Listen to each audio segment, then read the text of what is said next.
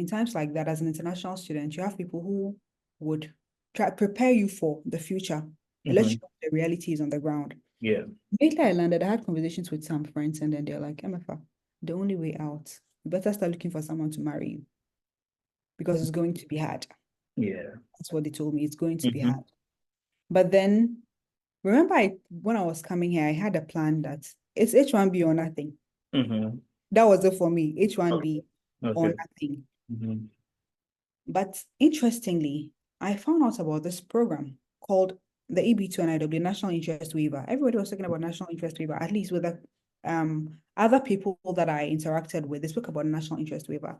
Okay. But then they said it was mostly for PhD students. You needed to have a publication. You needed to be enrolled in a PhD program before you can apply for it. Yeah. So at that point, although I had it at the back of my mind, and I was sort of working towards trying to put in an application like that, yeah, it was still H1B for me or nothing.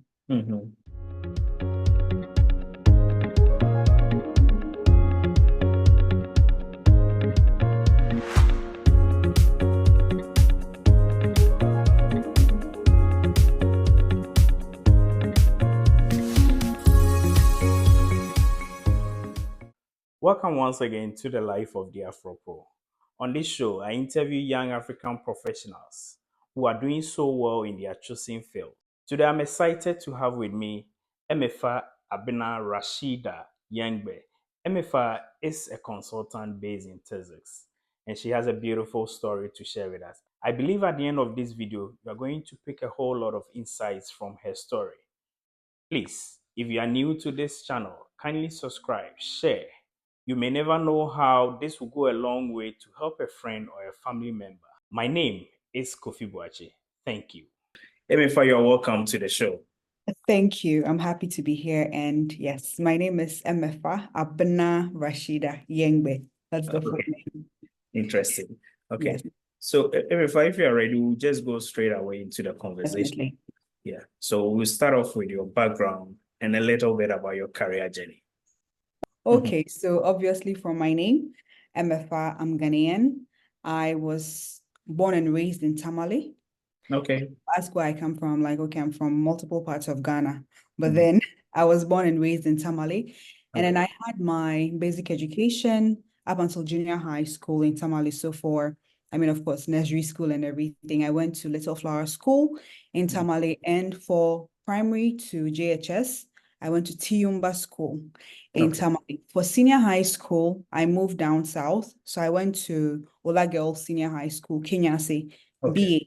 And that's where I had my secondary school education. Upon leaving secondary school, I had my undergraduate studies at the University of Ghana Business School, where I pursued business admin and with a major in marketing. That's for the, basic Ghana information. And that was, that's before I came to the United States. So before coming into the United States, did you work a little bit in Ghana before?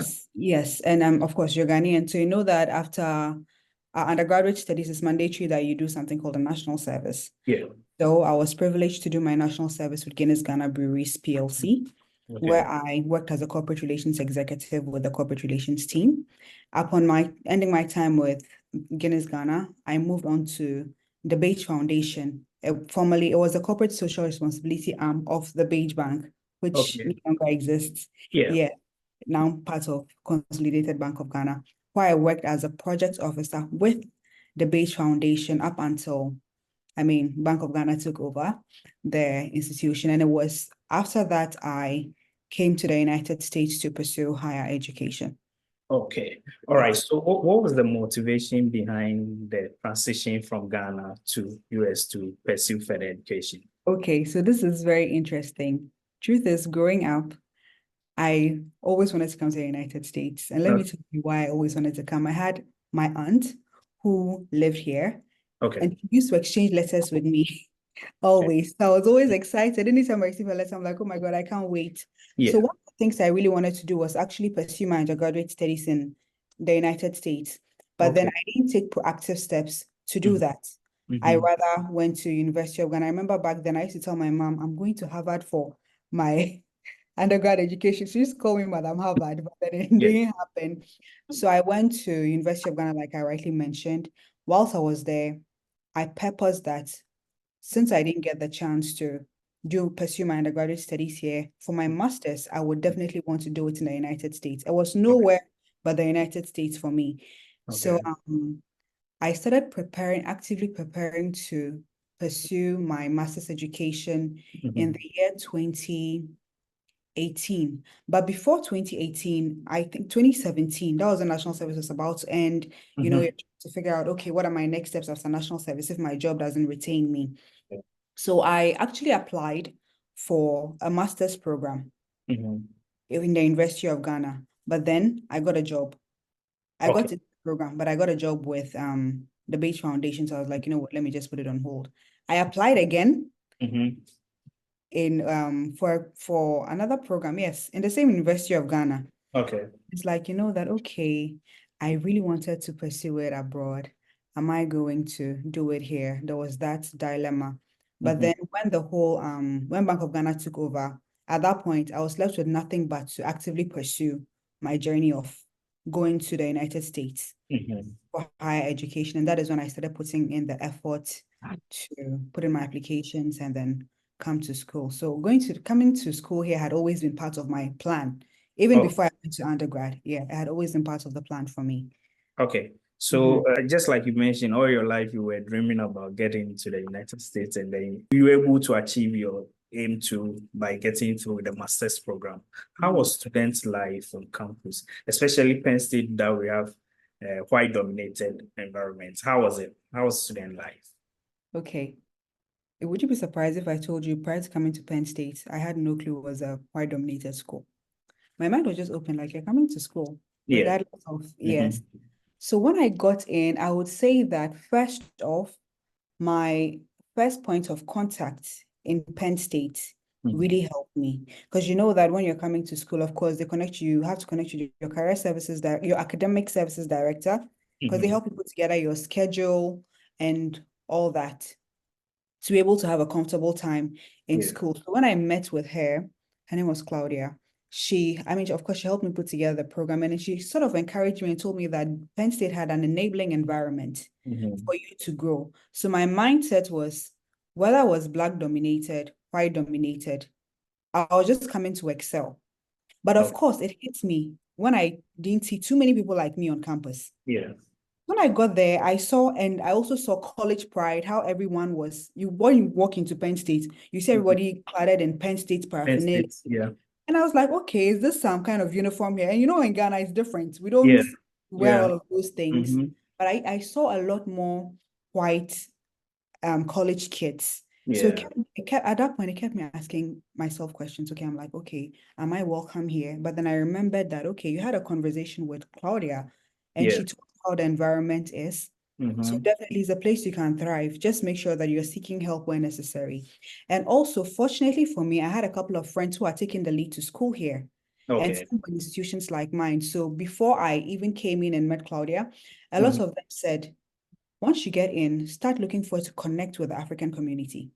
because there are school groups, there are Mm-hmm. African groups on campus. So Yeah. whichever African you find, just help that person point you to the group and they would help you fit in. And I was privileged to have met a friend on a bus. She saw me and she was like, "Oh, are you Ghanaian?" I said, "Oh, yes, I'm Ghanaian." And we connected from there. And she introduced me to the group. Okay. And when I got to my department, Mm-hmm. by some, I would say divine intervention, the Uber I sat in, one Uber driver told me, "Oh, if you're from Ghana, there's a Ghanaian I actually dropped off in your building, so you may want to find her." That's how I started finding, when I found that one person, then Oh, one person also has a lot of people. yeah. Exactly. So it made it pretty easy for me to settle in Penn State, regardless of the fact that it was a white dominated school. There was that Black community that was there to support. And even some of the people in the white community too were really of support Yeah. too. Yeah. All right. So you went through Penn State for 2 years, right? It was a Yes. 2-year program. Okay. So life after school, how did you integrate into the corporate American life after school? Okay. I'm a firm believer of building relationships with people, Mhm. either home or here. Yeah. Because the same people you have back home may know people here who can support you. And Mhm. people you meet here would know people who can also support you integrate. Now, how did I land my first job after Penn State? So I happened to be a research assistant for one professor at the African Studies Department. Okay. After my time with her was over, of course, you know what it is like to be an international student. You get into the process of trying to find a job.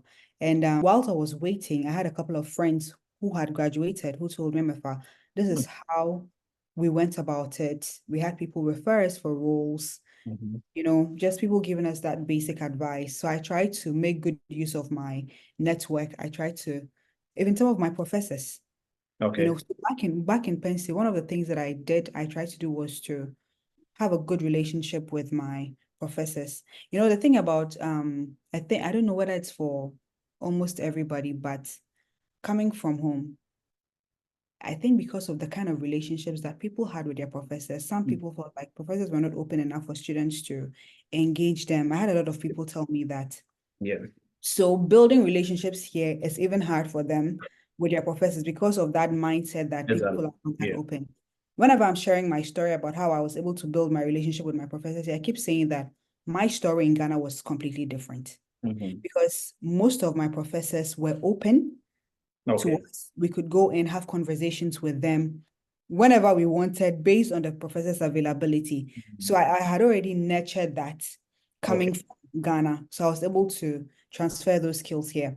So yeah, transitioning, some of my professors were really helpful by giving me, heads up on, okay, I see this role is coming up. I could refer you, I could recommend you. And also Penn State, School of International Affairs, we had career services. So we had someone who was always there to, release jobs as they come out. And also help us prepare our resumes to be able to apply for those jobs. Unfortunately for me, I didn't get into any of the jobs I had applied for.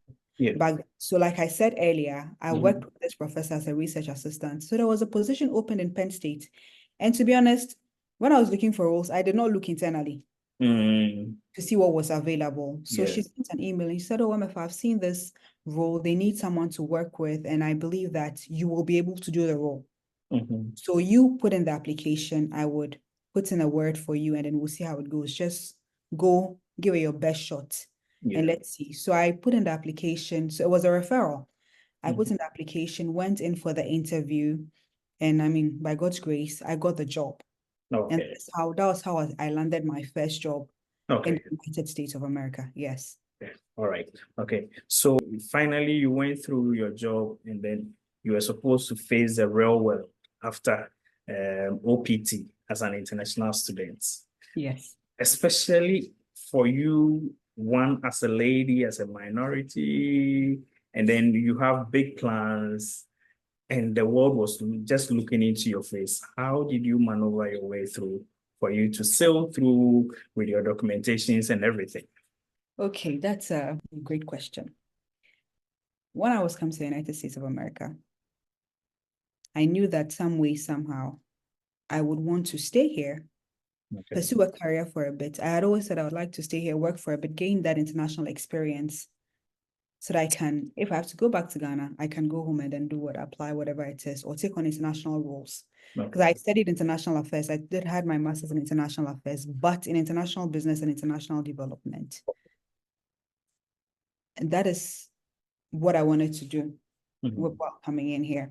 So I said to myself, whatever job I get, I'm going to make sure that that job sponsors me. For me, that was the information that I had. H1B, I was like, okay, H1B, that was my first thing that I had. But then when I came to school, the shocking part is when I came to America, I had conversations with a couple of people.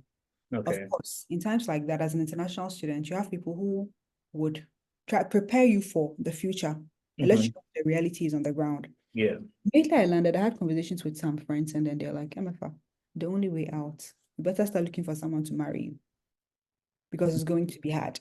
That's what they told me. It's going to be hard. But then, remember, when I was coming here, I had a plan that it's H1B or nothing. That was it for me, H1B or nothing. But interestingly, I found out about this program called the EB2 NIW, National Interest Waiver. Everybody was talking about National Interest Waiver, at least with a other people that I interacted with, they spoke about national interest waiver. Okay. But then they said it was mostly for PhD students. You needed to have a publication, you needed to be enrolled in a PhD program before you can apply for it. Yeah. So at that point, although I had it at the back of my mind and I was Mhm. sort of working towards trying to put in an application like that, Yeah. it was still H1B for me or nothing. Mm-hmm. Because people had told me that I needed to have a PhD Okay. or get married. So remember I told you I got a job with Penn State. Mm-hmm. So if I first started off as a part-time staff, Okay. and Okay. then later my role was converted to a full-time position. Okay. So when that conversion happened, when it was happening, part of the plans was, oh, okay, since it is now becoming a full-time role, you can get sponsored. Okay. At that point, I felt like my dreams had come true because, wow, I had my mind set on H1B and it's finally happening for me. But guess what happened? It never happened. Mm-hmm. That And at must that point, be a like, huge yes, disappointment. it's like at that point, you have reached sort of your final, Mm-hmm. what are the next steps for me? Yeah. So fortunately, I keep saying, I talk back about building relationships. Yeah. Somehow I had people around me always that I could share, okay, this is what it is. And I had people give me sound counsel Okay. concerning that. So people told me, I had a couple of friends who said, you know what, since the sponsorship bit looks like it's not going to happen, you may want to apply to school. You know, Mm-hmm. at that point, it's either you're going to school so that you can maintain your status, Mm-hmm. or whatever you do Yeah. as one Yeah. says. So I quickly got on trying to apply again. I'm like, okay, since I'm in Penn State already, let me try and then apply for this program, that program. I didn't start early enough. That's Mm-hmm. the truth. I didn't start early enough. So I Okay. didn't get in. Although my application was accepted and everything, I didn't get into the programs that I wanted to get in here. Okay. Now I'm back again. What am I doing? I later found some other schools, put in the application. But whilst I was doing all that, some way, somehow, like I said, relationship building, I met with someone else, and then the person said, he was actually a pastor in my church. He said, oh, he saw me and he's like, oh, are you still in Penn State? What are you doing? I thought you were done with school and all that. So I told him, oh no, this is what the situation is. I'm just trying to figure out what my next steps will be, because truth be told, I did not apply for schools early in advance because my mind was set on the H1B and then the fact that it was going to work, Yeah. right? And he mentioned, he said, you know, you can actually petition for yourself. I said, petition for myself? How am I going to do this? So he said, okay, speak to this individual, they'll help you. So I called them, and then the next thing I'm hearing is that, oh, you can do this application through EB2 NIW. At that point, I was like, wait a minute. I thought they said it was just for people who have PhD. Mm-hmm. PhDs in publications. And he said, yes, it's that way, because if you have that higher edge to, it Yeah. gives you an advantage. However, if you have a master's, you can apply. Yeah. So okay, let me just give it a shot and see what is going to happen. But Mm-hmm. mind you, when I was giving it a shot, I spoke to some people who actually said, yes, you know what, go for it. And other people said, it's not going to work. Don't waste your time. Go and get someone to get married to you, or just pack your things and start heading to Ghana, because it Mm-hmm. looks like it's going to be that. So I put in the application, worked with a couple of people, and throughout that process, I had massive support for those who believed that it was going to work. Some people didn't even know what the EB2 NIW process Mm-hmm. was about, but then they encouraged and said, oh, if you've done your research and you're confident about this, I'm Mm-hmm. still behind you. Do you need anything from me? I spoke to my former employers. I spoke to my friends who could help me put together. Okay. Exactly. So they all helped one way or the other. Okay. Put in the application. I could give a very long story about the application, but Mm-hmm. I mean, so long story short, I gave the application a shot, and Mm-hmm. then by God's grace, I got the approval. And Okay. that is how I was able to get settled. Everything finally got settled this year. It was a long journey, I'm not going Yeah. to lie. Mm-hmm. It took me about a year and 6 months. Okay. Yes, a whole year and 6 months to But in get, the end, you had it with peace of mind. by God's grace. Yeah. The waiting process is hard. I'm not Mm-hmm. even going to dispute that, because in my case, imagine, okay, because you're waiting for this process, you go out of a job because you Mm-hmm. do not have a legit work permit to Yeah.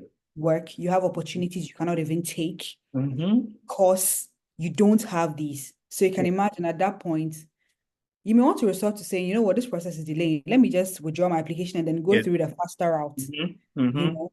Yeah. But then I had to just exercise that patience and trust God that it was going to work. And Okay. some way, somehow it did. And like you said, we're here. Although the wait was long and torturing sometimes, it Okay. still worked out. Yeah. So through all this, my next question will be, what has been your rock, or what has been the motivating factor for you to be able to withstand all these pressure and all these phases of life that you've gone through? Okay. First and foremost, God has been my greatest rock. Okay. I'm not even going to. That has been my number one rock. And I say that not because I'm a Christian. No, I believe strongly and I know that it's been God all through. I look at my journey coming into America, Okay. how the whole journey started, where I've gotten to, and I realized that whilst even in school, there were certain obstacles that I faced, and I wondered if I was going to come out of it. But then through it all, God kept showing up through people. Okay. I'll say my number one, definitely God. And Yeah. God blessed me with amazing individuals who have been my support system up Okay. until now. Because remember, I told you, some people will tell you that this thing you're doing is not going to work at all. Detractors, yeah. Yes, there were times that even whilst pursuing my studies, I could call a friend and say, you know what, at this point, whilst even in school, I'm like, I don't think I can take it anymore.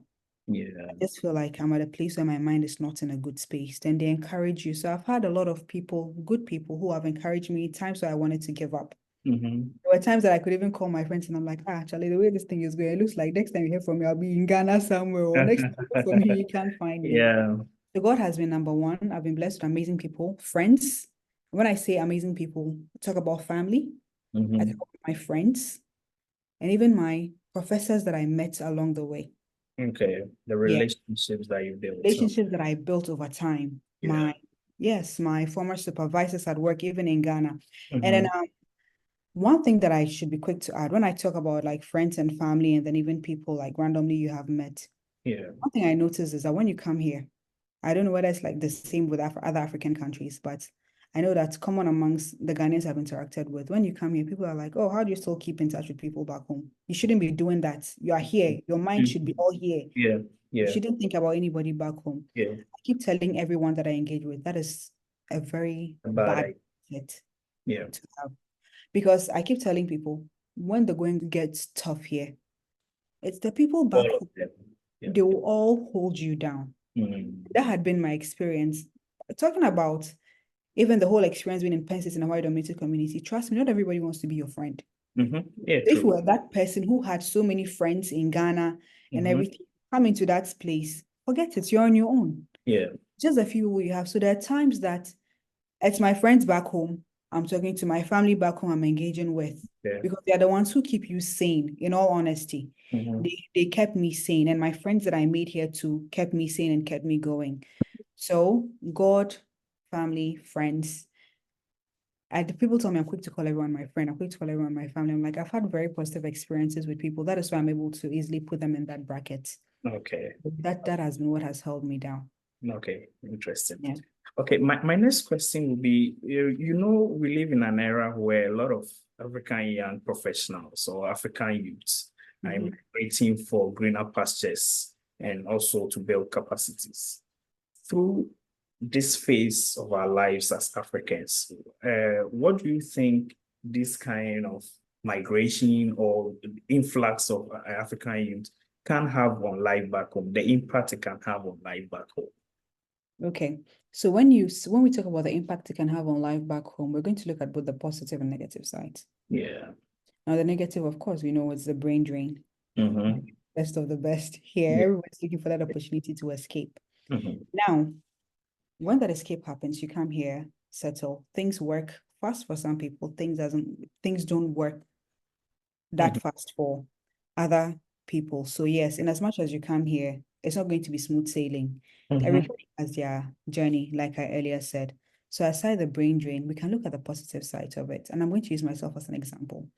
Coming into Penn State, pursuing my program in international affairs, like I said, my concentration was in international business and international development. Okay. Whilst I was doing all these things, what I had at the back of my mind was Africa. Okay. Like, in as much as I've come here, how can I contribute to developing my continent? Sure.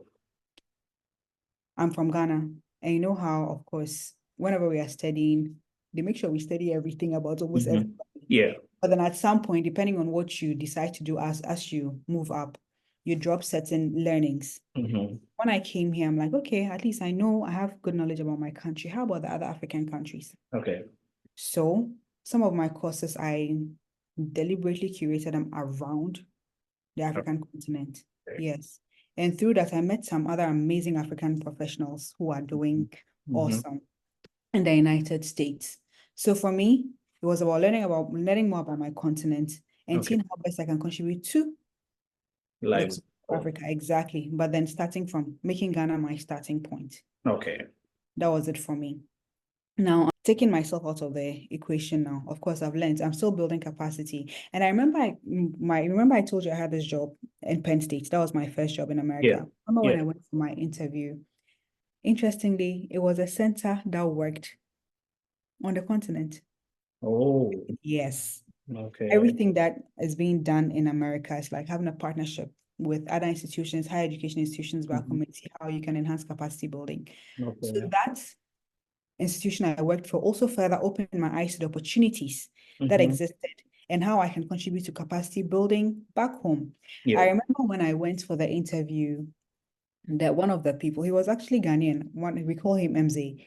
MZ asked a question. He said, how do I think I can contribute to everything that's happening in Africa, particularly Ghana? Okay. He said, how do I think, will things ever get better? I told him personally, I believe that I'm very happy about the generation I was born in. The mere fact that the people in my age bracket or the people in my generation, Okay. people who are doing phenomenal things or hope to do amazing things so that they can influence the continent positively. My response, in addition to my response, I told him, I cannot really influence much back home if I do not build capacity to be Okay. able to influence. Right lives. Okay. Because if you don't have it, what you don't, they always say you can't give what you don't have. So first off, I need to start by building myself and seeing how best I can. And I was glad to be a part of the center because it's making me open to seeing opportunities and how I can transfer the opportunities here back home. Okay. Exactly. So yeah, so if I got you right, what that you are trying to say, before you can influence life back home, you need to build some kind of niche for yourself. Exactly. Okay. That's exactly. Okay, so still talking about African influence or African professionals influencing life back home, what do you think African, or what message do you think African youth needs to hear now? Okay, I wouldn't say this is dicey, but I'm going to try to be objective as possible. Now, the truth is, presently, looking at things that are happening back home, leadership and all that, Yeah. it's not a place that has been so encouraging for the youth to thrive. Okay.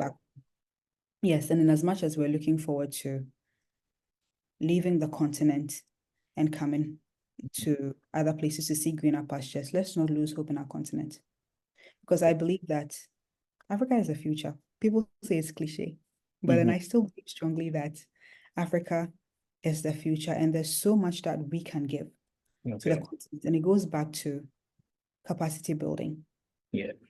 It all goes back to that. If we're unable to build that, it's not going to happen. So for people, the youth in Africa who are able to get that opportunity, that privilege to come here, and as much as we are moving and coming here, let's have at the back of our minds that nobody can build the Africa we want to see but us. Okay. Right? And when we finally get in here too, there are due processes that you have to follow. Okay. Now, like I said earlier, everyone's journey in life in general, it's different. Remember, I'm even going to talk about myself, like, yeah, when I came here, I said it's H1B or nothing. If anyone told me back then I was going to go through EB2 NIW to get myself settled in this country, I would never have believed it. I would have thought about the fact that It's H1B that's going to establish me on this land, right? So I went through that path. It worked. Someone will go through H1B. It will work for the person. Someone, even in H1B, will try EB2 NIW and it will not work. Yeah. Person, and there are things like that. However, I would just want to point out that even when you come here, there's a due process that you have to follow. Yeah. And one thing, at least, I don't know about the other countries, but like here in America, the system has a way of just fishing you out like that. It will look like, oh, this shortcut I'm taking, everything is going to work out just fine. Yeah.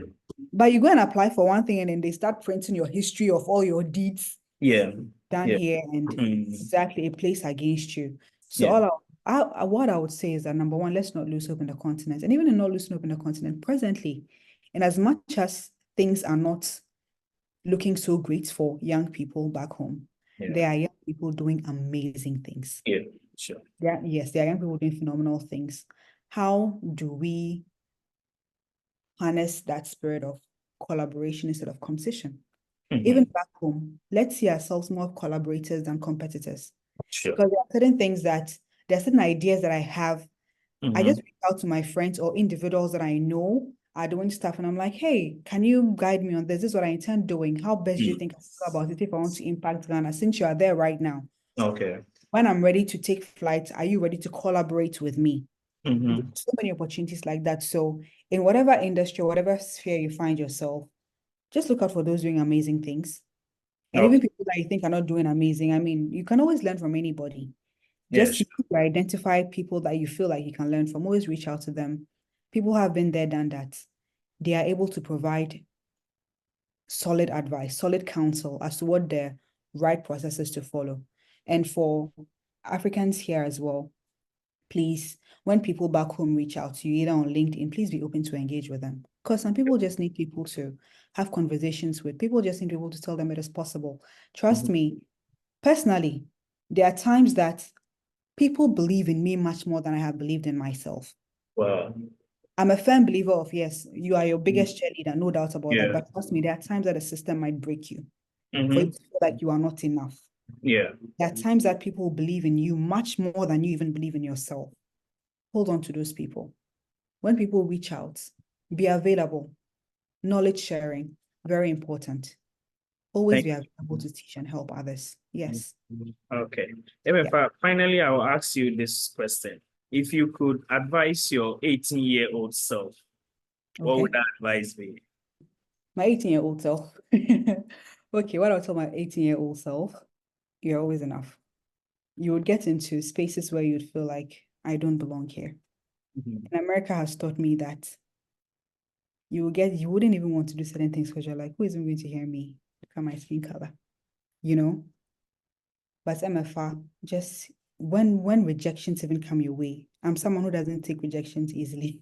I used to think that I had built a tough skin for it. I feel like America has prepared me, but truth be told, those rejections would come. And I was once advised that, when these things come, take it with a pinch of salt. Take it as a learning curve and then move on. So what I'll tell myself is that these adversities would come, but when they come, don't stay on the ground. Yeah. Get up and keep moving, because the world is not going to wait for you. Just get up and keep moving. And also make sure that you do well, still toward the line of building relationships with people. And don't do it for the sake of you're trying to get something from them. No.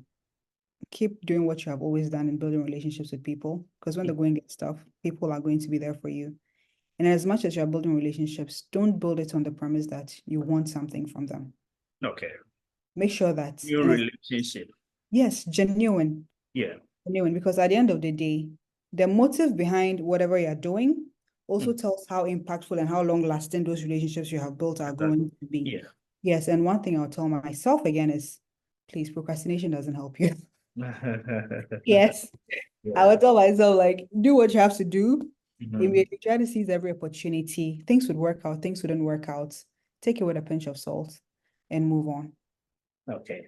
With Thank it. you. Finally, if there's anything that you wanted to put across that perhaps I didn't touch on, you can feel free to do that. Okay. I think what I would add, then again, using myself as an example, coming to, I'm going to use I'll just try to summarize everything, my American journey. Or I knocked on a lot of doors. Okay.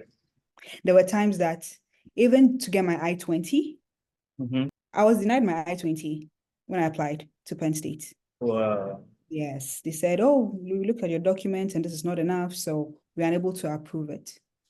I was able to challenge it. Okay. Like, you did not, I don't think you read this well. Is there any other information you need from me? I'm able to provide that. Times where you know that, okay, whatever I have is true. Like, keep pushing, keep knocking on those doors. When I landed in Penn State, there were times that to get certain opportunities, they were hard, but I just kept knocking on doors, like speaking with people who have been there. I wasn't afraid to reach out to my professors, like I said. I wasn't afraid to reach out to people who have been in the corporate space and worked. I wasn't afraid to be vulnerable. Because sometimes if you're not vulnerable, there's no way you get your help. Exactly. Yeah. That doesn't mean you then pour your life's secrets. That no. Yeah. You should. Yes. Don't be afraid to knock on doors. Let me add that. Don't be afraid to knock on doors. And do knock on doors the right way. Yeah. That's what it says. Like, knock on doors the right way. Don't be a pain in people's faces. Yeah. Because if you know nothing, please reach out to those who know. Yeah, and sure. Yeah, they would be happy to provide that assistance you need, and always be ready to also lend support to others. Okay. Yes, I would say that. I think sometimes there's this thing they keep saying that, oh, as for a Ghanaian, if you come, the Ghanaian will never show you the way.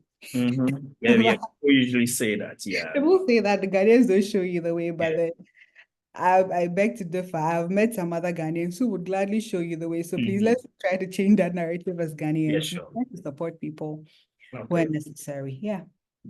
Okay. So thanks so much for your time, Ifa. I know this month is your birth month, and I want to take this opportunity to wish you a happy birthday, and many good things should come your way. All that I will say is that God bless you for your time, and God bless you for sharing your insight with others too. Thank you. Perhaps Thank maybe you we'll so make much. time and do the second episode, just like you said, purposely for the EB2 NIW. Yes. Then we Yes. share more light on that too. Yes. That Thank sounds you very much. Thank you. Thank you so much for having me. Happy to always be here. All right. Thanks so much for sticking with us until I come your way in the next episode. Stay positive, keep your heads up, and you surely reach your destination. Remember to share and subscribe. Thank you.